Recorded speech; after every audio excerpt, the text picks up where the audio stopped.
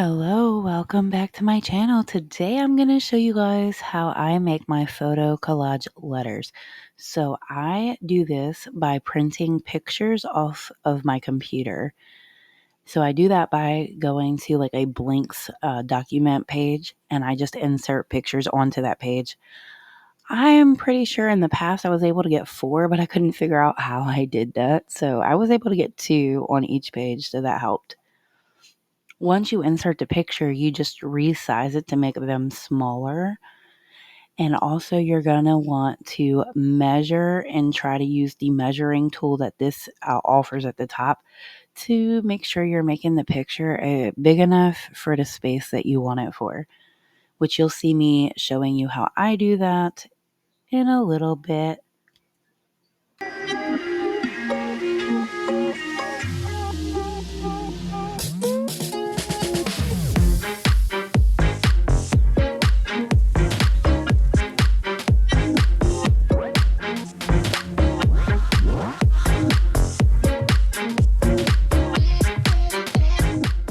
So I could not find my measuring tape, so I am using my cutting mat to measure this out to try to determine what size I want the pictures to be. As I'm doing this, I see that it's about 1.5 inches wide. So then I'm going to go to the computer and check. Now, when I'm measuring the picture, I'm not measuring the whole picture. I'm measuring the part of the picture that I want to be on the letter. So I'm only measuring them, not the rest of the picture.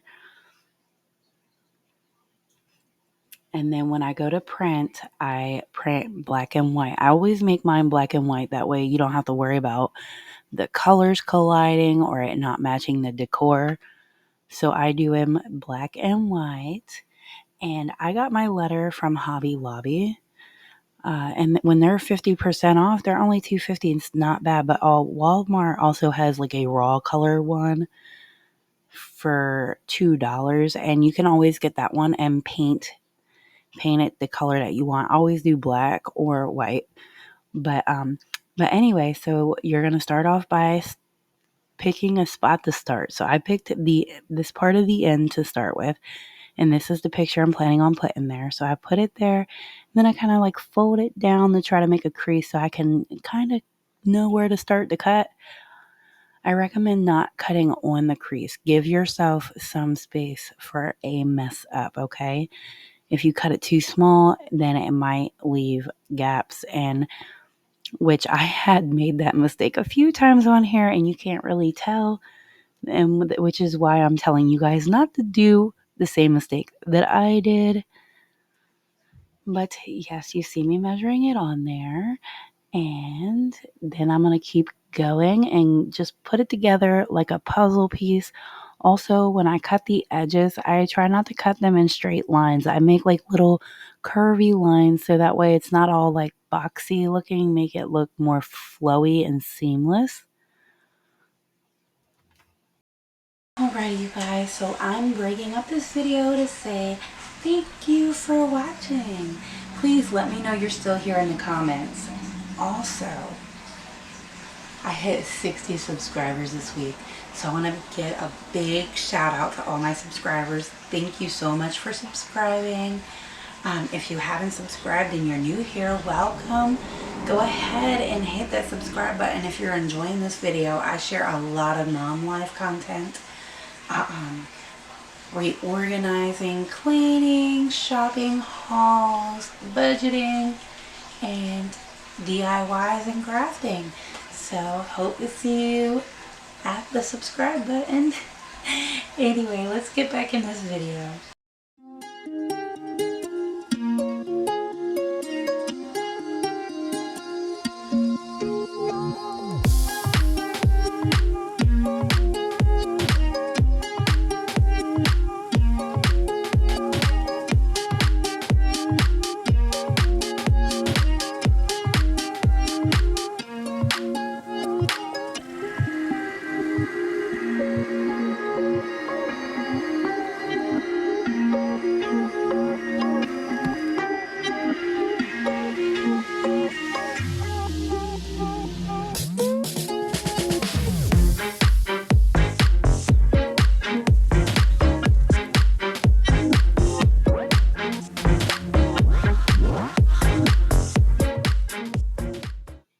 So this photo, I actually had to go back out and print because I didn't have one printed for that spot. So just remember, if you don't print enough to begin with, you can always go back once you realize, oh, I'm going to need more, and print another one.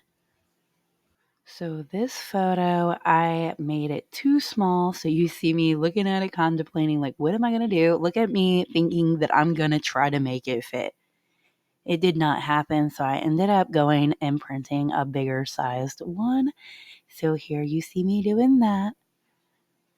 I am actually pretty happy with all the little teeny tiny mistakes I made while making this, because it allowed me to show you guys, like, yeah, I made these mistakes and here is what I'm doing to fix it.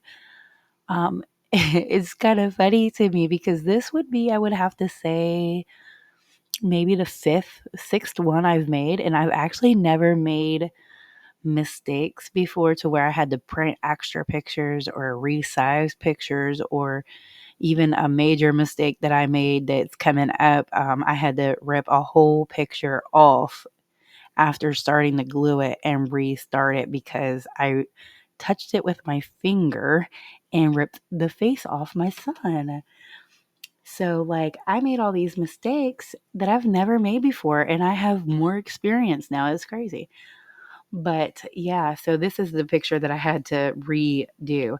Also, I want to let you guys know that I always use the sponge brush, which is what I should have been doing. I don't know why I was patting with my hand. I should have used the sponge brush to begin with. I think what happened when I ripped his face off is I was wiping glue off with my finger, and you see I just ripped his face off. Like, I should have used the sponge brush to begin with. But anyway, so I do use the sponge brush because it leaves not as many lines on the project, because we are going to be doing the Mod Podge all over, which I wanted to say, sorry, we skipped that part. I'm using Mod Podge on the underneath to glue it down.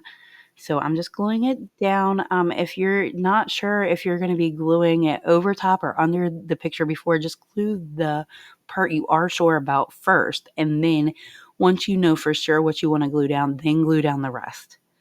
So I'm going to have to go and reprint that picture. Now that I got everything glued, I decided to try to sand as much of it off as I could to make it nice and flat.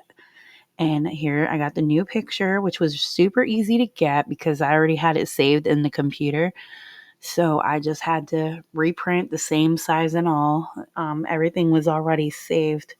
When I put pictures on the documents thing, it saves everything that I do. So I didn't have to worry about, oh, what size did I make it the first time, or none of that. So once I get it on there, we can finish this up. So this is the Mod Podge that I used, the satin finish. Just wanted to show you guys that.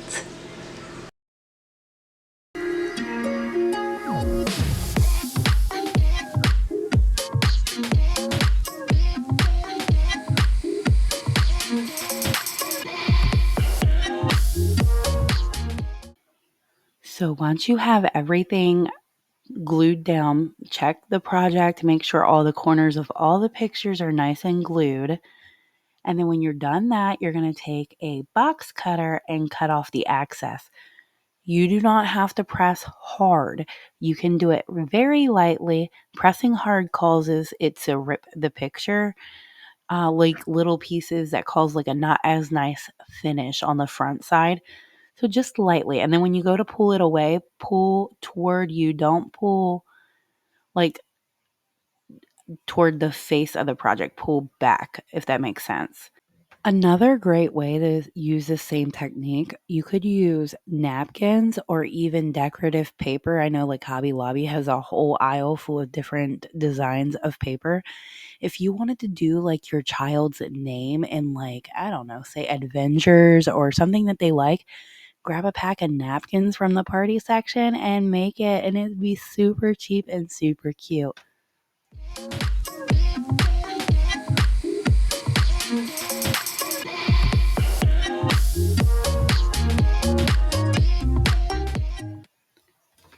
So once you're done that, you're going to go ahead and take sandpaper or a sand block and start sanding the edges. You want to sand toward the back of the project. That way you don't mess anything up. Don't ever sand it toward the front of the project, and you just sand all the way around.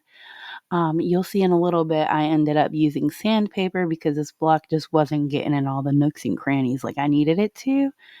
But you can find both at the Dollar Tree. I'm pretty sure you can find sandpaper there. I would just go ahead and get that. And then once you're done sanding it, you're going to take your Mod Podge and you're going to just layer a layer of it above the entire thing. It will dry clear, okay? But remember to use the sponge brush. Don't use a paint brush. They will leave lots of lines. The sponges work best, I promise. They are fairly cheap. You can get a whole pack of them at the Dollar Tree. Then you're going to let it dry for quite a few hours. Even overnight is best. If you're going to do anything else like I did, I went ahead and sanded it again. You don't have to if you do it right the first time. I just needed more help. But yes, let it dry overnight when you're done. And that is it. And it's so simple. And everybody loves these.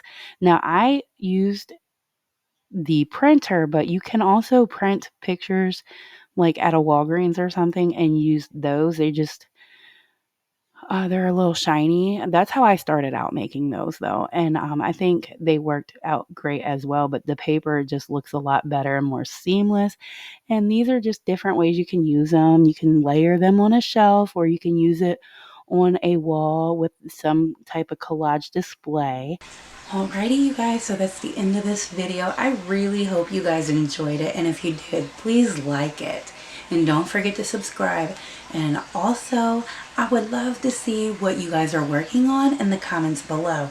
Or tell me something you plan to work on if you haven't recently worked on something. Can't wait to see you guys at the next video.